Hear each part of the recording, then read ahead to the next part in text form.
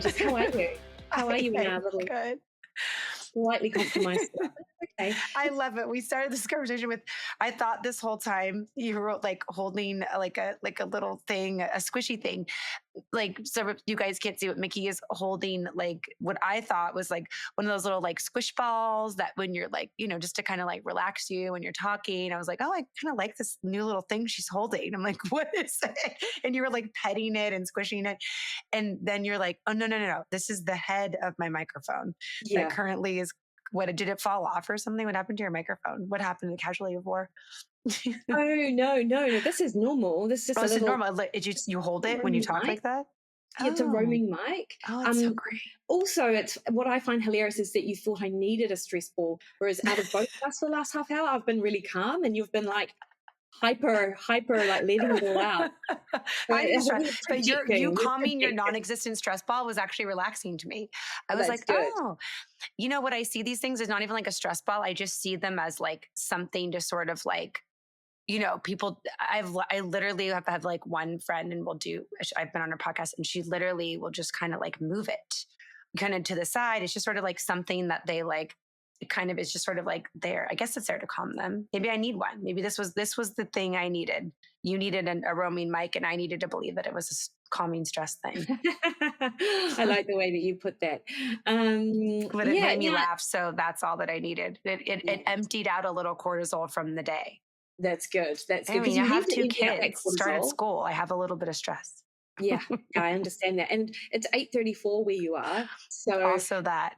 about time for your cortisol levels. Ideally, they'd be close to their lowest Mm, amount to help with your mm. sleep. So anything to help get that cortisol down is going to be good. Well, a good laugh worked nicely. So thank you Mhm, for that. That was mhm. really fucking funny. Yeah. Yeah. Okay. So everybody should go and get a little stress thing, a calm thing like ours that are fuzzy and cute. Yeah, We could have amazing. matching Aviator Nation sweatshirts and matching squishies. Yeah, totally could be. So Jess, tell me then, how much do you sleep a night? Mm. And I was thinking about this. Yeah, it's a good question. It's a bit, it's kind of embarrassing, but I sleep 6 hours a night, Do you which is need just more? not enough. I need Yeah. more. I think I would say that my sweet spot of sleep where I feel rested and better is 7. 7 is just nice. That I feel like a normal person when I have 7. 6 just feels a little bit hard, but my Jake has to get up now for water polo, and he just has to get up so early, 5:30, which is insanity levels. And so it's kind of hard for me to like unwind and sort of go into the next thing. And so yeah, I get about 6 hours. Do you get makeup sleep during the week? Um I don't. Well, I don't get makeup sleep at night, but I try to take like little naps. Do those even count? Yeah. Do 15-minute naps count? Yeah, they do. There's like Good. with your sleep architecture, like you have like a Mm-hmm. 90-minute sleep cycle, and that first sort of people recommend having, in fact, if you do nap, you don't want to nap beyond 90 minutes, but even that 20 minutes is enough to sort of clear out a bit of that cognitive. I'm going to say clear out the a little bit of cognitive junk and fatigue, and I don't think I'm saying that right. No, But it's what okay. I what we totally know get is it. that once you sort of get up and you're a little less groggy, you actually do feel clearer, and it is actually beneficial. And in fact, athletes are often recommending or are recommended to do the same thing because of the physical stress that they place on their body. Like they need that sleep. So So they'll take like 15 or 20-minute naps up a to couple 90 times a minutes, day yeah. up to they can be cumulative. So if they're taking like 45 in the early part of the day and then 45 in the afternoon. Well, in the afternoon, ideally you wouldn't, just because it is getting close to that bedtime. But it's in that earlier part of the day. Ideally, I think the recommendation is not to do it after maybe 3 or 4 o'clock in the afternoon. So they might. So professional athletes. I mean, hey, this is just what research tells us. It's not. I couldn't tell you 3 or 4 different people I know that would do it, but they'd have their morning practice and then come home, have breakfast, and then maybe they'd have another training session, and then maybe they'd sleep after lunch to have their final training session or something like that. Yeah, that tracks. I think I have, I do, I take like 15-minute naps, but I usually don't take them. Honestly, I take them probably around 3. So it's not ideal, but it's just what I need, and it's when I can fit it in.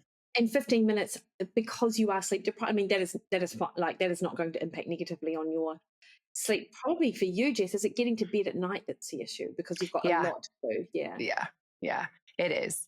And I am probably fall in that category. Like I think a lot of people where you just, it's like the house is quiet.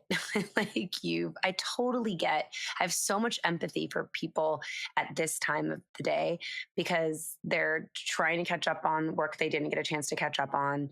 And they're cleaning the dishes and they're getting everybody down to bed and whatever it is they're doing if they're working parents. And so I think, and then selfishly you want to like have your own little moment of quiet. So you want to read maybe a few pages or maybe you want to watch something or whatever it is that is your nighttime ritual. And it's Mhm. just, and then before you know it, it's kind of, and then, then you're trying to go to bed. So I do think it is really hard for me to like actually just kind of shut down. And I don't know why we get those second wins, they call them. Why does that happen? Is that just like all of a sudden a re-release of cortisol that's like yikes and just spikes up again or something? Yeah, it is. Yeah, that's totally what it is. So, and cortisol and melatonin act in opposition. So when cortisol is high, melatonin is suppressed. So it makes it even more difficult to sleep. And it's like your circadian biology is such an important part in your energy, and it becomes attuned to what you do day by day as well, so you can entrain yourself to feel more tired at a certain time of day, and to and that tracks with hormone changes and cortisol and melatonin changes and serotonin as well. But particularly that second wind, it is a sign of cortisol dysregulation, like because your cortisol should have been bottomed out at the end of the night. Yet that second wind that people get, they might feel tired, and then suddenly they're wide awake. That's your cortisol. It's basically your brain going, oh, okay, so it's not time to go to bed because that light's Totally. on and you're watching this. All right, That's right. let's crack on. Yeah. Yeah. What are some things that you can do to help with that? The most important things are behavioral rather than Mm-hmm. supplemental, but everyone wants a supplement. Mm, Um, it's true. Yeah.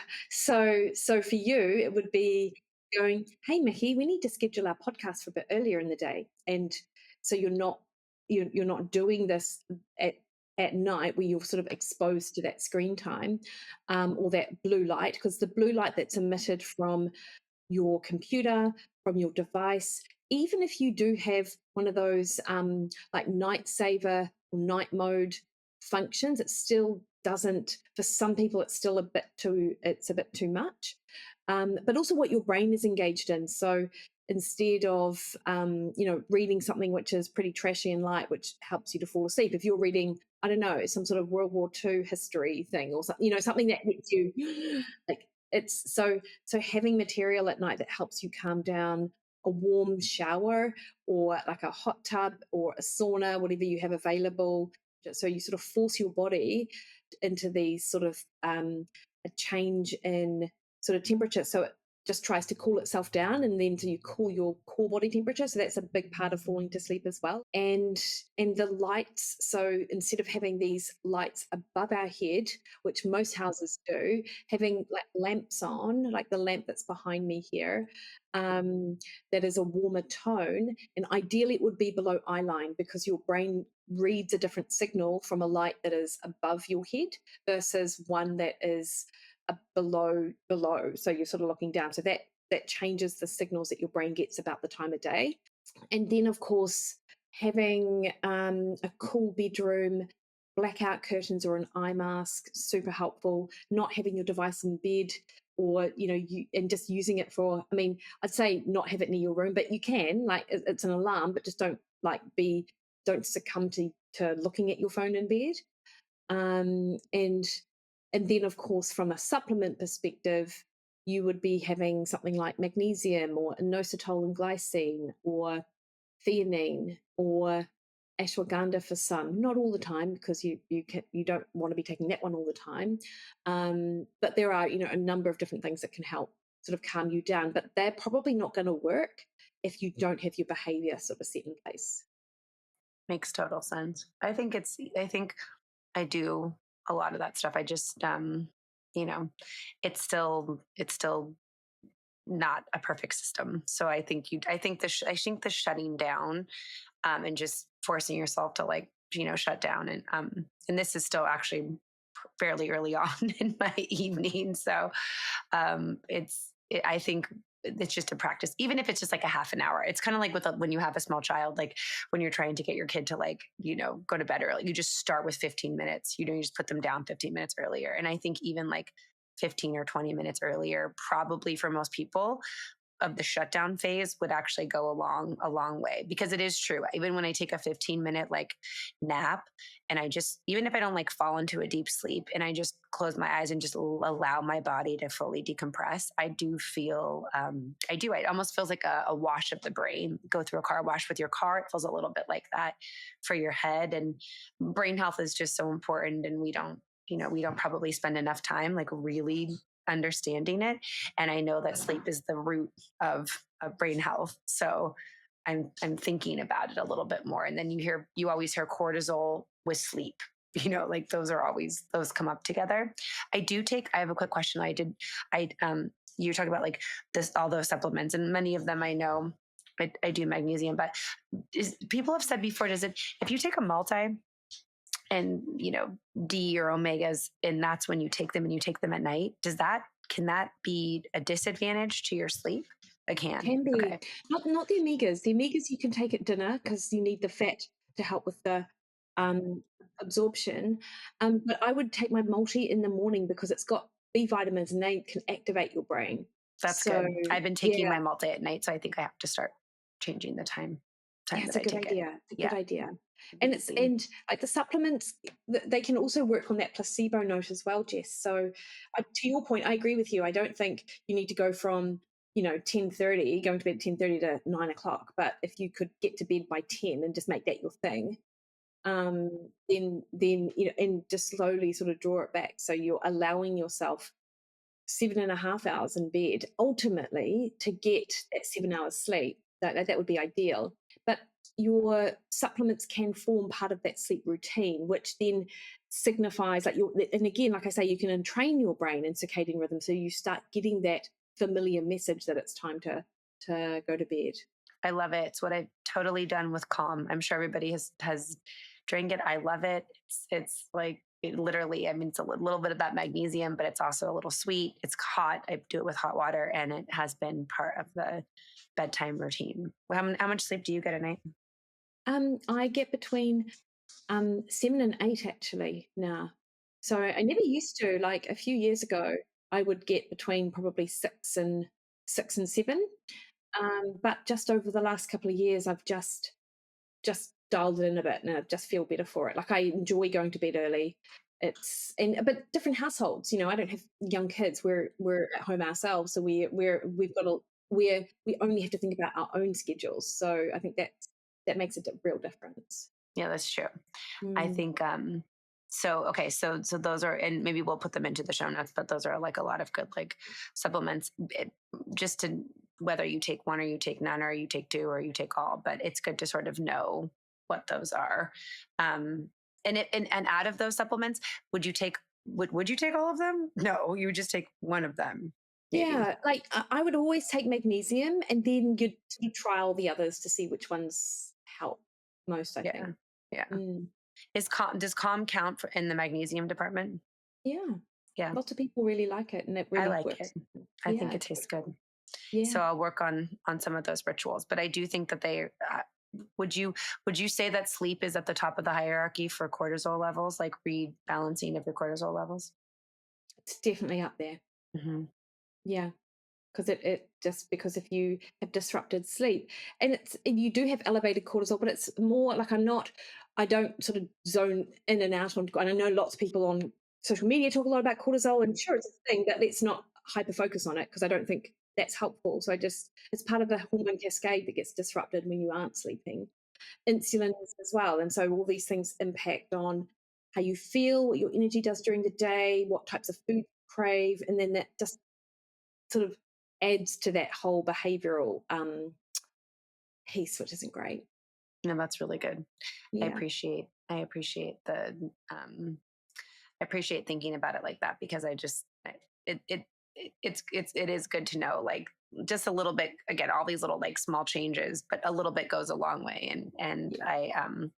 I think when it comes to sleep you can get pretty like overwhelmed with all of the information and I think that just the fact that you're going to bed a little bit earlier and maybe having a little a little calm and trying not to do sometimes for me I just save too much of the work that didn't get done and during the day to the end of the day and I need to kind of keep working on that algorithm. I think if I just put it in different spots I will feel a lot better but I have been going for a lot of walks at night after dinner and that has helped too that has helped Yeah, that would. That calm would. me. Nice one, Jess. I know. Lovely. Everybody gets there's the thing, the squishy Yeah. thing. What are you grateful for today?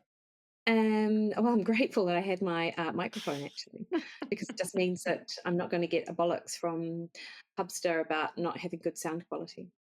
Well, I'm appreciative too, but I just get it sounds crystal clear and is also Yeah, it's a great story. He's going to have some kind of fun little chuckle, I'm sure, when yeah, when yeah. he listens to this. I am grateful. I'm grateful for the laugh. I'm grateful for the sleep that I'm going to get tonight, and the reminder to laugh. The reminder to laugh a little bit more is probably one of the better ones. And release my cortisol levels with good sleep and a little bit more laughter. 100%. Thank you for that reminder. Lovely, Jess. See you on See the ya. other side.